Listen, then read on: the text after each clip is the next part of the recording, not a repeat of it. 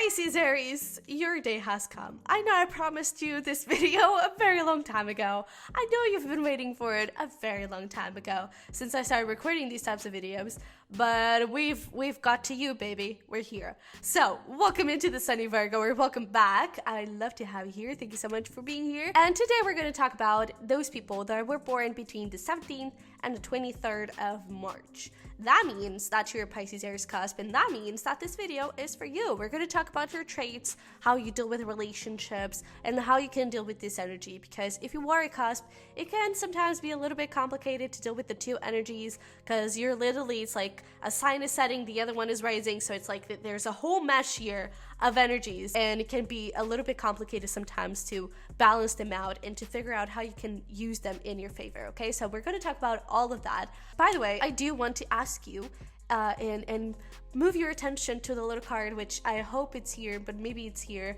for the cusp survey. I do have a cusp survey for me to be able to understand you better and to get more information about you. So if you are a Pisces-Aries cusp, or any other cusp and you're just watching this because you're dealing with a Pisces-Aries cusp, definitely go fill out that form. I would really appreciate it. Or any information that you have about the cusp, definitely let me know in the comments. I would love to hear from you. But yeah. Is there anything else that I need to say? I don't know. I don't think so. Let's get into it. So, you are called the Cusp of Rebirth, and it's amazing because you're literally the last zodiac sign of the zodiac wheel and the first one.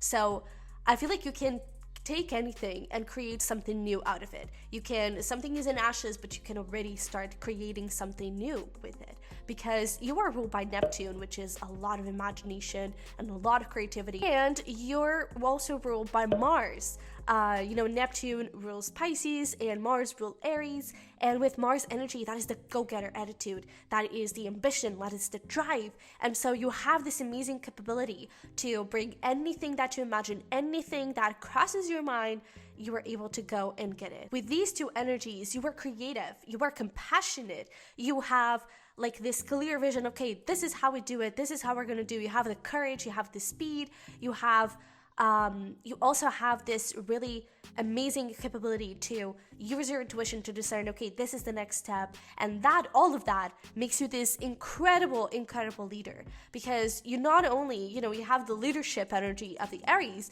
but you're compassionate, so you have this connection with other people, and so it's not just that co-leader that, it's really like out there and doesn't really care about us and superior much, right? No, you're really there with people and you want them to be okay, but you also have all of these crazy ideas, so you're there with the team and it's like, oh, maybe we could do this way, right? And you always know exactly what to do next. That's why people really love to hear your ideas, and they get really motivated and excited about having you nearby. Now, this is all great, but of course, this also has a little bit of a, other side of the coin, where I do feel like sometimes not all people kind of believes in your ideas or understands them. I also feel like sometimes people are also a little bit jealous. Let's just call it for what it is. But I do feel like sometimes it's also a little bit of your fault, in the sense of, Aries is quite impulsive. So sometimes you have all of that speed and all of that, you're a really quick problem solver. And so you're always ready to go, always ready to move. And sometimes people may not be totally ready to move at the same speed as you are. And because you have all of that impulsiveness and you always have that speed, you may also lack a little bit of the preparation and the planning kind of phase. So sometimes that impulsivity actually works really well for you and you find a lot of success and you're really lucky. Other times it doesn't really work that well, but I mean, that's basically how business works, right? That's basically how life works. Not everything goes according to plan. But I do feel like usually people that don't really believe in you or something like that, they're usually more jealous of you than they are in like this sense of your ideas suck, because they don't suck. I just feel like sometimes people may need a little bit of that compassion, which I do feel like you already have. It's just about understanding that you have a really quick mind and a really quick vision of things, and not everyone is like that. And sometimes you can actually take advantage of other people's ideas and other people's planning phases, right? So try to work a little bit with that, but we're going to get a little bit more ahead into that in a little bit. Let's first talk about your relationships. This can be any type of relationship. This can be friends, can be lovers, can be family. But we were just talking about how you were an amazing leader, right? Because you had that compassion and you wanted other people to be okay. And so you're really this, you're the cool boss, essentially. But it's not just in career, because in your overall relationships, I also feel like you're quite loyal to your friends and loved ones in general. And it's like, of course, success is like, it's maybe not the number one goal, but it's a place that you want to go, right? And you're like, you have all of this motivation to get ahead, but doing it alone, maybe it's not so fun, right? So you kind of want to bring other people along, and I feel like that's something that people really appreciate in you. Not only that, but again, you're loyal and you're compassionate and you're able to understand other people's needs and other people's feelings, and you're able to help them and give them an amazing advice because you have such an empathetic and compassionate attitude to you that you're able to put yourself in other people's shoes, and so they feel respected, they feel understood, they feel related, and that's something that people really appreciate in you. In relationships, I feel like specifically when it comes to dates, depends on the people that you're with. If you're with especially an air sign, I feel like the date can go amazing because you tend to go into deep talks quite fast. And so when that happens, if you're talking to someone that really loves those deep talks, they're going to be fascinated by you. They're going to be like, oh my God, this person is amazing. Pisces-Aries is amazing. But for other people, it can get a bit awkward because it kind of steps a little bit, it steps to some boundaries. I feel like you could be talking about how your grandma died when you were 2 years old. And that person is like, okay, that is kind of third date material, and so not everyone feels comfortable, but I do feel like there are people that really resonate with you, especially if it is more of like an intellectual talk. Then definitely air signs are like super into you and super like, oh my God, you're perfect. But for other people, it can be a little bit of pushing some boundaries, and they may just need a little bit more time. They just may need a little bit more patience on your side, but it doesn't mean that the potential is not there, and with those people as well. It's just, it needs a little bit of patience.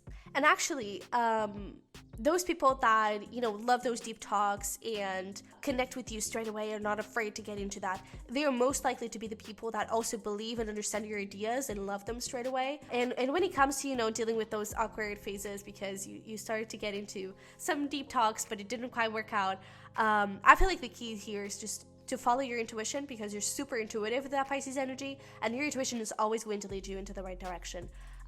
So, whenever you're facing a weird situation, just try to do what makes sense to you at that moment, okay? I feel like you're going to figure that out, you're going to understand, because you're super intuitive and empathetic, and you feel other people's emotions. So it's like, if something is awkward, you're going to say, okay, this is not working really well, so let me tap into a feeling that is better for that person, right? Let me tap into a feeling that is a bit more comfortable. And as you go and as you, again, quick problem solving skills, as you go, I feel like the date can go a little bit in a better, more smooth direction. Now let's actually talk about how you can balance these energies and how you can deal with them. So, because, you're dealing with two very opposing energies, right? First of all, you're dealing with the last zodiac sign of the astrological wheel and the first one.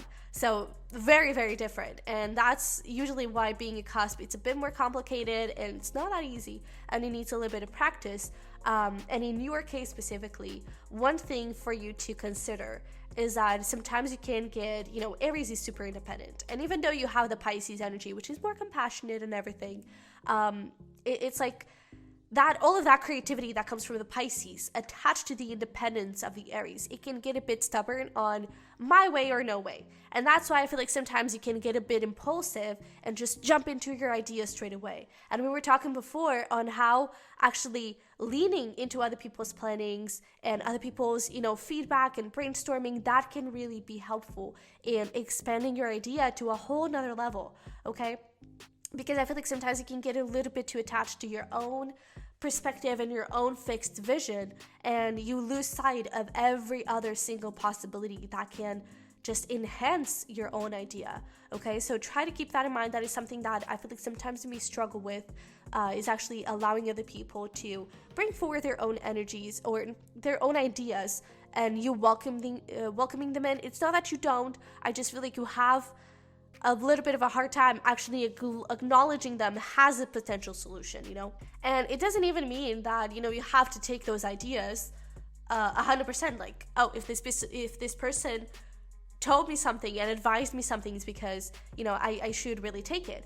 It's not about going from one extreme to the other, okay? Because sometimes it's just the idea is just not good. So what happens here is just enjoy the conversation, because something that person says, like the idea is awful, but something that they say may actually trigger another idea in you, okay? So essentially, in this first stage, if you find yourself that, yeah, maybe I am getting a bit too stubborn with my ideas, especially in this first stage, it's not really about going to the other extreme and taking every single piece of advice, taking every single piece of new idea that comes forward. It is about, okay, does this feel good? Just get into the relationship, listen to them, see what they're saying, and then reflect, okay, well, was that an interesting idea? Was that something that if I was the one with the idea, would it be something that I would pursue? Would it be something that would interest me? And if it's not, then it's not, okay? And sometimes you just understand this straight, like in the beginning of the conversation. Just allow yourself to be there, because sometimes that person says bananas and it's like, oh my God, we could create like a stuffed banana, you know? And it's like the number one product that no one ever thought of. So just be a little bit open.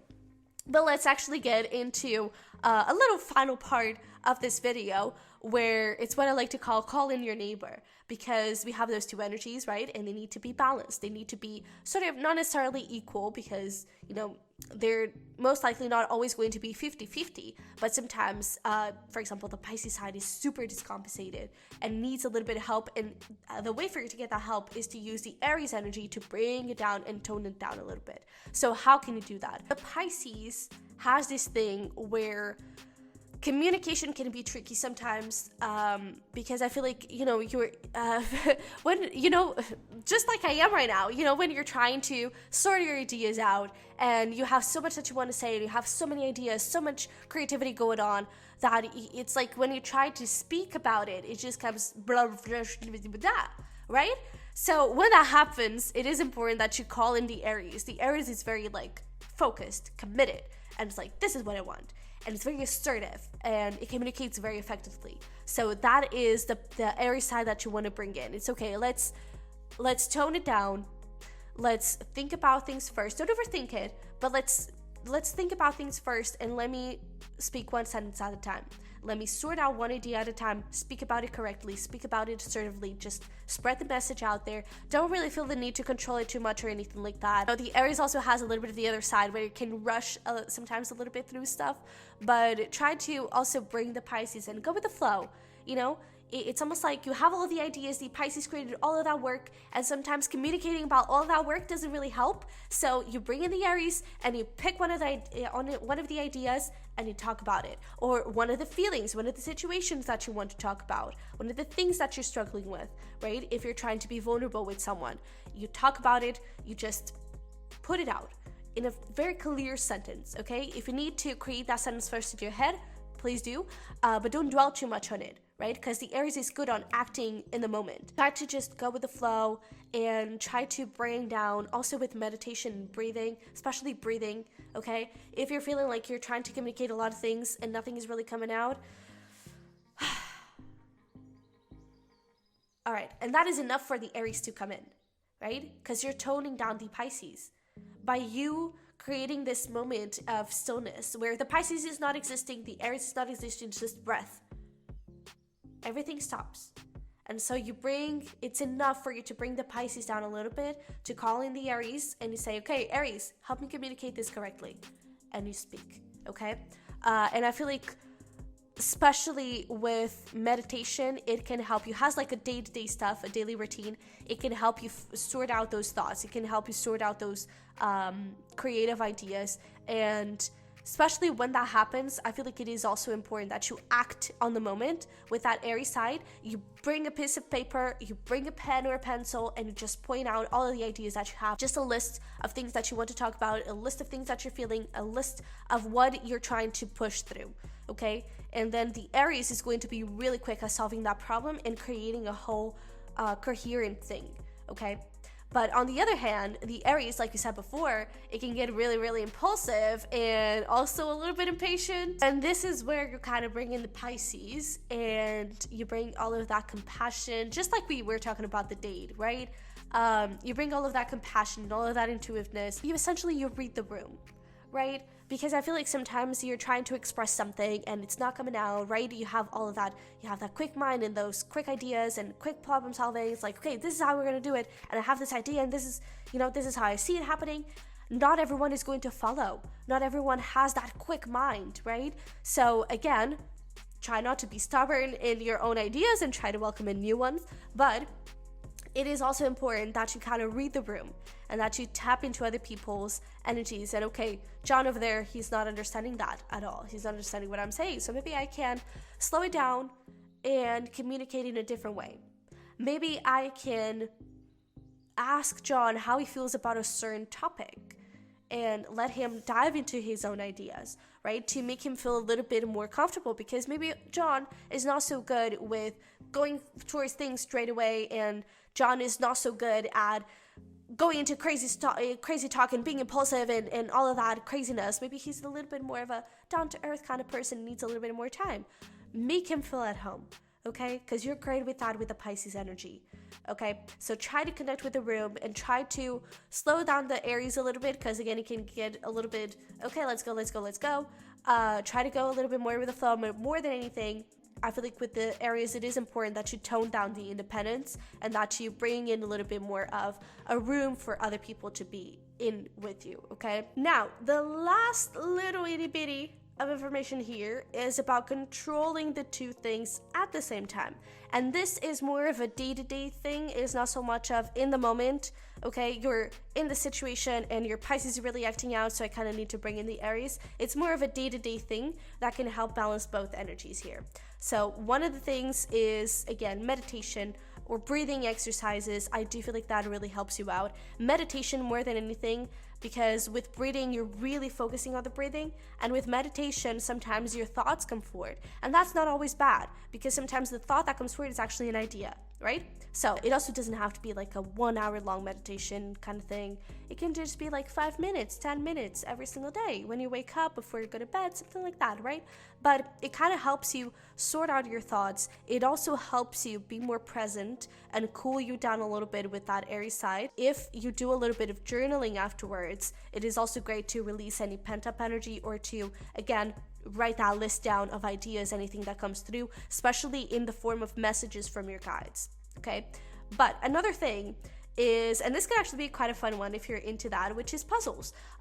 If you do a puzzle regularly, that can actually be quite helpful for you to gain a little bit of patience and to also, again, focus on that present moment. And it can actually be your form of meditation, who knows, right? So that could also be something interesting for you to incorporate in your day-to-day life. And the last thing, it is self-care, and more than anything, self-awareness. Self-awareness on what you're feeling when you're with people, how you're feeling when you're surrounding by certain people. Because I feel like it is important that you understand, okay, but this person, there's a sketchy energy going on here. Don't act on the Aries side and be like, I don't like you. You don't have to do that. It's just about creating boundaries, right? You can use the Aries to create those boundaries. But sometimes, you can feel like you actually relate with someone, and you actually, maybe it's not so bad to open up to someone. And it is important for you to have that self-awareness in how you're feeling, what is going on inside of you, for you to be able to understand, do I need to be Aries and put boundaries, or do I need to be Pisces and open up, right? And you can start by doing this with family, people close to you. It doesn't really have to be with strangers or anything. But, well, it can actually just start small, essentially. If strangers, it's easier for you to tap into this, then do it. If it is a little bit out of your comfort zone, then just start with the people around you, that it's easier for you to tap into their feelings, because most likely you already know them for longer. So you know their energy for longer. It's like a dog. When a dog smells you, it kind of keeps that smell forever. And so it always knows that you're coming home. It's a little bit like that. You're already familiar with that energy. And so you're able to understand, okay, today Mariah is actually a little bit pissed off. Okay, let's create a little boundary so I don't get pulled into all of that energy, Or Mariah today is actually so excited and super lighthearted, and maybe that is actually an energy that I want to tap into a little bit more. That is where you bring in the Pisces, and you're like, oh, okay, what happened today? Let me know. Like, and I was actually going through a really bad time today, but let's just go out and have fun and indulge a little bit in that energy, okay? So it's essentially about understanding how you feel around certain people and how do you want to act with those people, okay? So this is more of a complex exercise. It requires a little bit of more, again, self-awareness coming from you and maybe a little bit more practice, but especially as you start to meditate and create that little energy or create that little day-to-day practice where you're just connecting with yourself and surrounded with yourself. That can help you out to understand your emotions that are coming in a little bit better, okay? So with that being said, thank you so much for being here. I really hope this helped. I hope it resonated, and I hope it brought a little bit of insight into your cusp and what is going on with you and who you are. Definitely let me know in the comments down below. And if you have anything, for example, specifically that you do in your day-to-day life that you feel like it really brings that balance and really makes you feel peaceful and collected, but at the same time driven and ambitious and with all of that vitality, definitely let me know in the comments. I would really love to hear from you. Don't forget about that cusp survey. I would really, really appreciate it. But if you just want to comment here, that is totally okay. That way you can actually help other Pisces Aries to connect with themselves. And yeah, more than anything, don't forget to smash the like button. That is the easiest way for you to support me, so please do so. And if you're actually interested in Pisces Aries tarot readings specifically for you, it's not just about Pisces, not just about Aries, it's about your cusp. Tarot readings for your cusp, this is a place to be, so definitely subscribe. I do have another channel, the Sunny Virgo Tarot, for those individual signs, so definitely check it out. But yeah, if you want a private reading, the link is going to be down below. I can help you out to figure out what is going on with your energy. You just have to let me know that you're a cusp. But I think that's it. That's a lot of information to end this video with.